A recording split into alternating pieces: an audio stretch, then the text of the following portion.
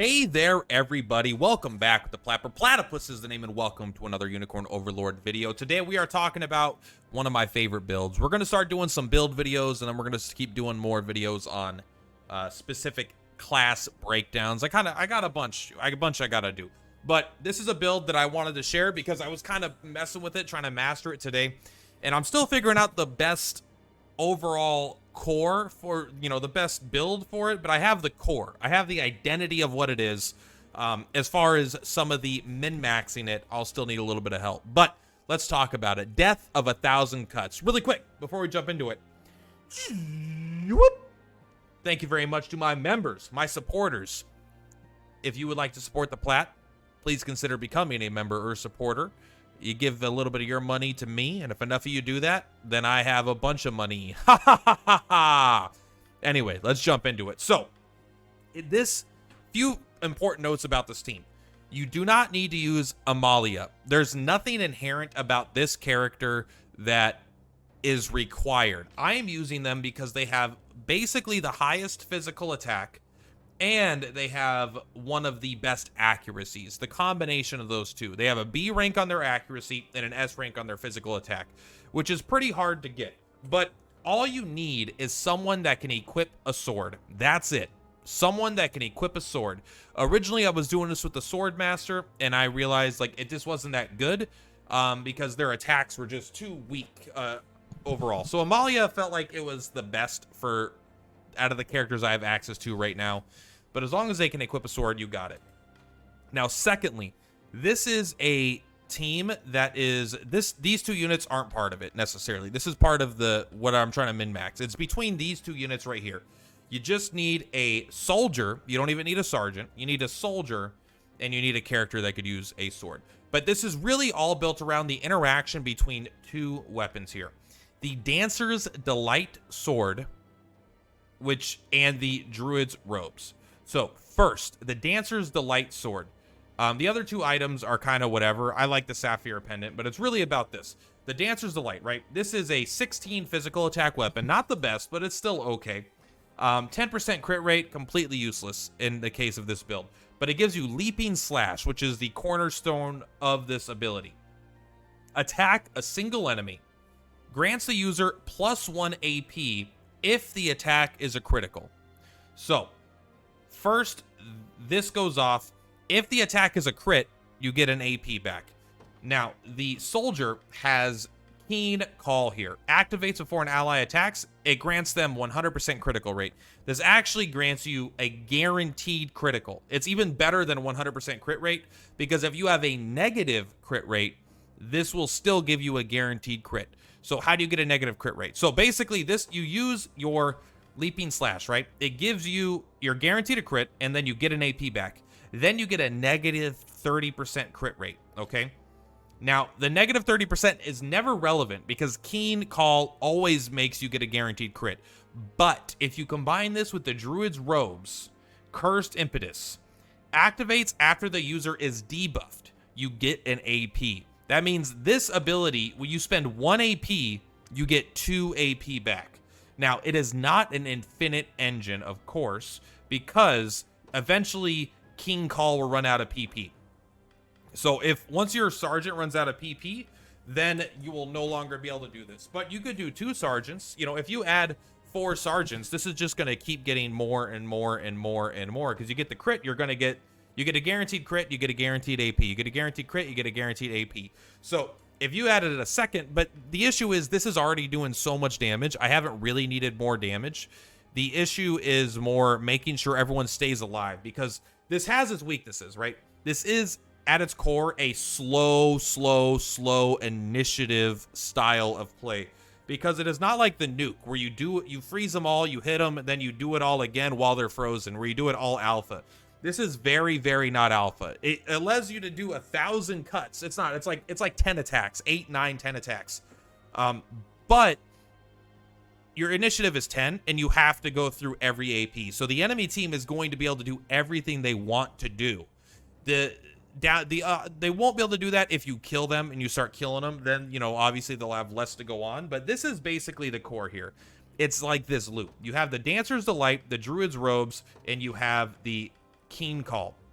The most important things is getting, you don't even care about AP because you're getting 2 AP back when you get your attack. You're spending 1, getting 2. So you're actually going to cap out your AP too quickly, and you need to have an AP sink. That's why we're using Omega Shatter, a 2 AP move. That way when we use that, we can actually go down AP. Otherwise, we're losing AP by gaining too much, which is kind of crazy. So you want to have something that when your AP is maxed out, you're going to use a 2 AP move. Then you want to have Leaping Slash as long as your AP is 2 or more. And then after you have no more AP, you only have 1 more AP, and you're not going to get another one because your crit chance is negative and you're out of PP on your character, then Heavy Slash just does more damage. That's why I have this set up here. Hawkeye I have set up specifically because this team's weakness is accuracy.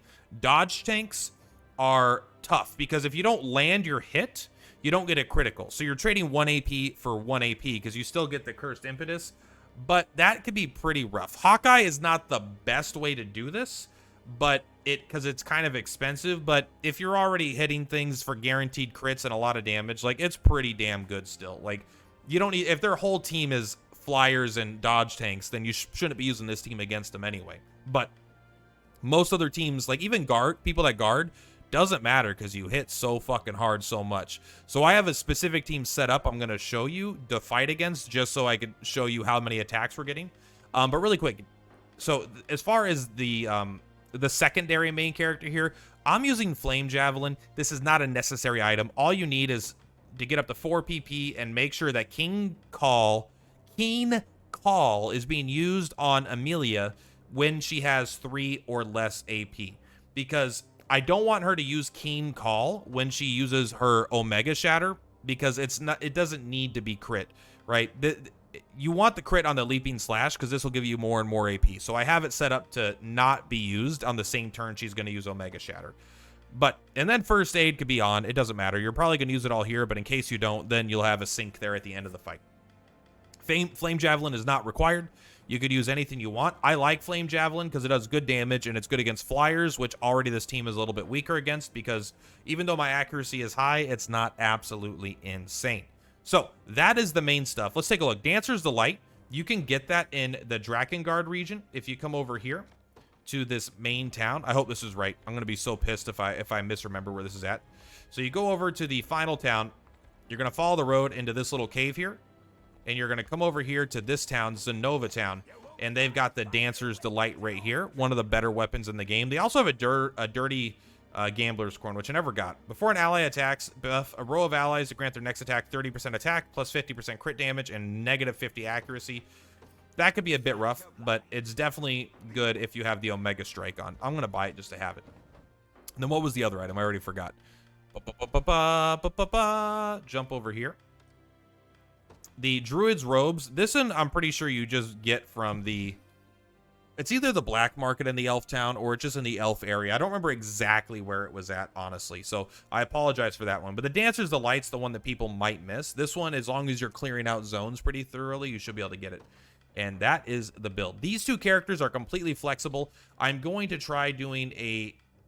I don't know if I want to do a dodge tank or if I want... and I want to have a healer. I'm kind of trying to figure out how to best make these characters stay alive. So I'm going to put them both on the front row.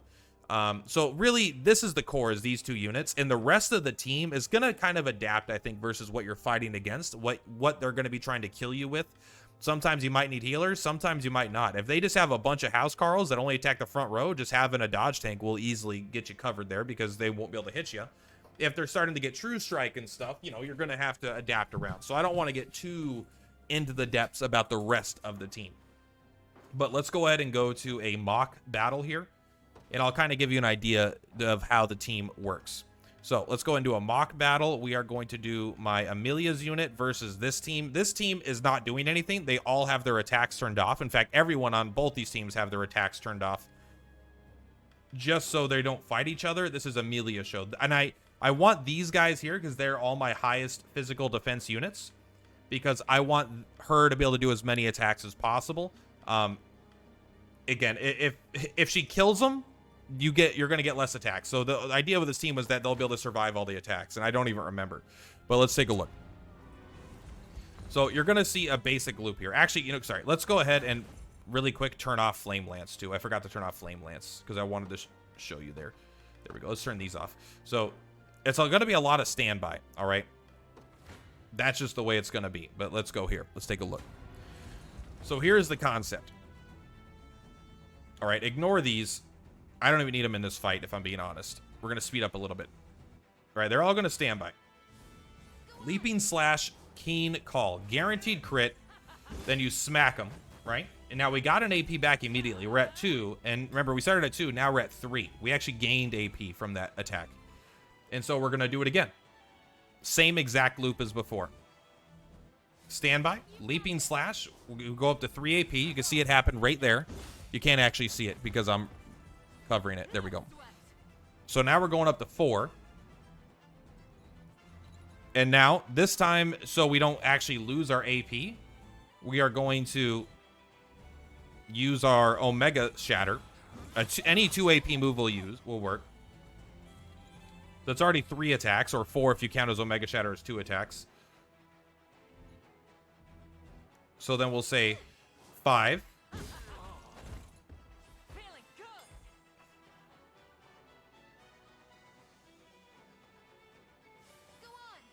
6.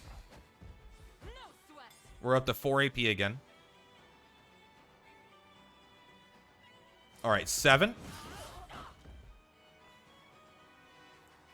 8. 9. And so if we would have used other attacks and stuff, obviously we could have done it. This was only the AP. This is only using Amalia with the PP of your soldier. Yeah, that's right. Amalia is using the soldier's PP. Yes! That is what I said. King Call is what makes this work. So this build would be nigh on, like, so much better if you could do a True Strike on it, but there's no convenient way to do True Strike because of King Call being a limited, and I think all the True Strike abilities being limited as well. You can't actually get True Strike and the guaranteed crit. So this build, although it has insane amounts of damage, it has a big weakness to flyers and it has a big weakness to basically dodge tanks like Travis. But even if things are blocking, you just hit them so much, so frequently. If they have a really high alpha team, that could be hard as well, because again, you have to actually you have to go through all of the team's AP for the characters you don't kill. So having something like Shadow Bite to lower their evasion and their initiative is going to really, really, really help on this build. The main reason why this is here. Having a sneaking edge could be pretty good, maybe to kill something a little bit weaker.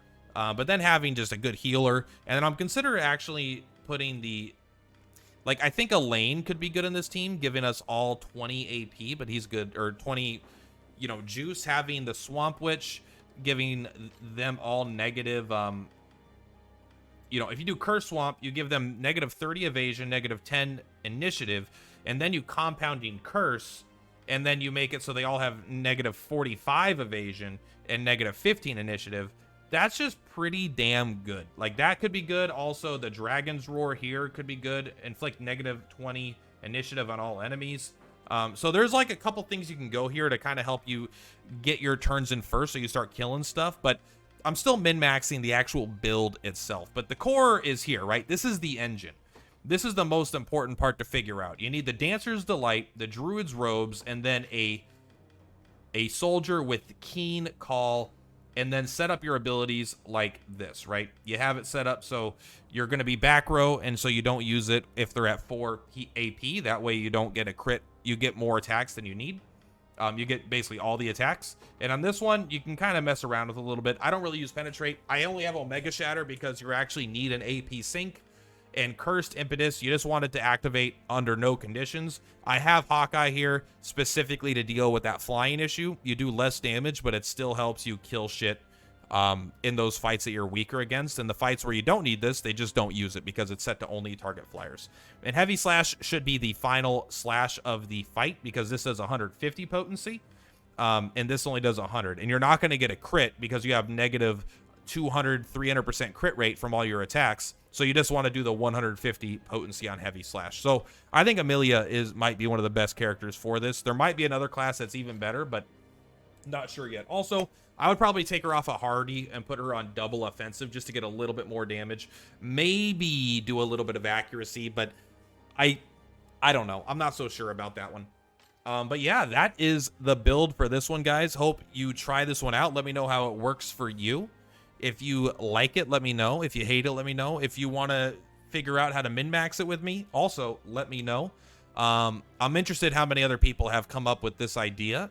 I haven't seen any videos on it. I don't watch other content creators on the game, to be fair, because I don't want to nab ideas from them. I just am looking at items, reading items, and trying to figure out how they work together. And basically the idea for this one is I saw that this gave you a negative crit rate, which is nullified by the guaranteed crit of the Sergeant. And then the Druid's Robes gives you AP after you get debuffed, and you're self-inflicting debuffs every single AP. So you're basically getting, spend 1 AP to get 1 AP. But it takes a PP, so it's not infinite. If it didn't take a PP, it would literally be infinite. But anyway, that's it for today, guys. Thank you so much for Platypuses, for Platypus. I will see you on the flip-flops. Thank you again, guys. Hope you're enjoying the game as much as I am. Having a lot of fun theory crafting builds. Let's go.